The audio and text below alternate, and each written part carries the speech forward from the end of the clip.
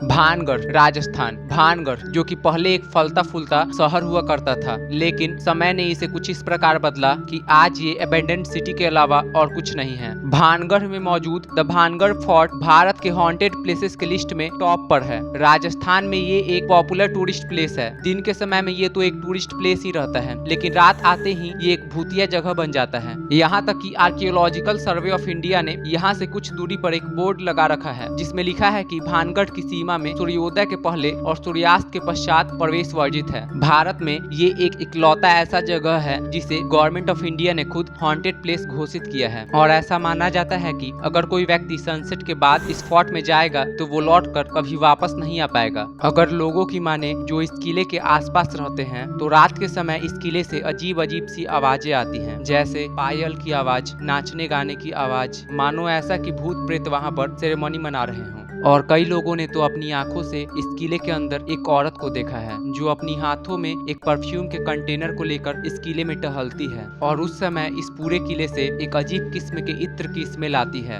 अगर हम यहाँ के इतिहास के बारे में बात करें तो यहाँ एक रानी हुआ करती थी, जिनका नाम था रानी रत्नावती, और वो अपने समय की सबसे सुंदर रानियों में से एक थी। जब वो 18 साल की हुई तो बहुत सारे राजाओं ने उनके पास शादी का प्रस्ताव भेजा, और उन्हीं में से एक काला जादूगर था, जिसकी सोसाइटी में रेप्यूटेशन बहुत ही खराब थी, और वो जानता था कि इतने बड़े रानी के साथ उसकी शादी नहीं हो सकती है, पर वो उसे दिल से चाहता था और उसे पाने की ठान ली थी, और कुछ भी करने को तैयार था। अपने मकसद को पाने के लिए उसने उस विद्या का सहारा लिया जिसे वो सालों से सीखता आ रहा था, जो था ब्लैक मैजिक यानी काला जादू। उसने सोचा कि वो काला जादू के सहारे रानी के दिल में अपने लिए प्यार जगा देगा। एक दिन वहाँ के एंशिएंट बाजार में रानी की सर्वेंट उनके लिए इत्र यानी कि परफ्यूम खरीद रही थी, और उस जादूगर ने चुपके से उस परफ्यूम के कंटेनर पर मंत्र स्पेल किया, जिसे रानी जैसे ही इस्तेमाल करती उस जादू का असर उन पर हो जाता। लेकिन रानी के गुप्तचर के जरिए उनको ये पता चल गया कि ये परफ्यूम जादू वाला है, जिसके कारण उन्होंने इस परफ्यूम के कंटेनर को एक पत्थर पर जोर से फेंक दिया, और उस काले जादूगर का जादू उल्टा पड़ गया, और जादू के प्रभाव में आकर वो पत्थर उस जादूगर के ऊपर जा गिरा, और वो जादूगर मरने लगा। मरने से पहले उसने यह श्राप दिया कि पूरा भानगढ़ बर्बाद हो जाएगा, और हुआ भी कुछ ऐसा ही। उस जादूगर के मरने के कुछ महीने बाद ही भानगढ़ में लड़ाइयाँ होने लगी, और वहाँ पर अजीब अजीब बीमारियां फैलने लगी, जिससे वहाँ के लोग खत्म होते गए, और कुछ समय बाद ही रानी रत्नावती की भी मौत हो गई, और तब से लेकर आज तक यह एक भूतिया किला बना हुआ है। और जो औरत इत्र लेकर इस किले में घूमती है वो और कोई नहीं बल्कि रानी रत्नावती ही है। और जब भी इस किले की पुनः निर्माण कोशिश की जाती है तो ये एक रहस्यमय तरीके से ढह जाती है।